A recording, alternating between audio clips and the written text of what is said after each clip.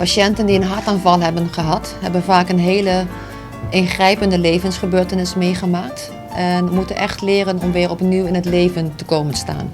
Dus wat we eigenlijk doen is ze leren managen om zo goed mogelijk met hun ziektebeeld om te gaan. En dat is zowel qua fysieke activiteit, van wat kan ik overdag wel, wat kan ik niet. Het is qua voeding, wat mag ik wel, wat mag ik niet. Het is ook psychologisch heel belangrijk dat ze gewoon wat meer zelfvertrouwen in zichzelf krijgen. Ze krijgen uitleg over medicijnen, dat ze ook begrijpen waarom ze de medicijnen gebruiken en dat ze ook therapietrouw moeten zijn. Ze krijgen uitleg over het ziektebeeld, ze krijgen uitleg over de risicofactoren. Dus het is echt een beetje een compleet pakket dat ze leren hun ziektebeeld zo optimaal mogelijk te managen.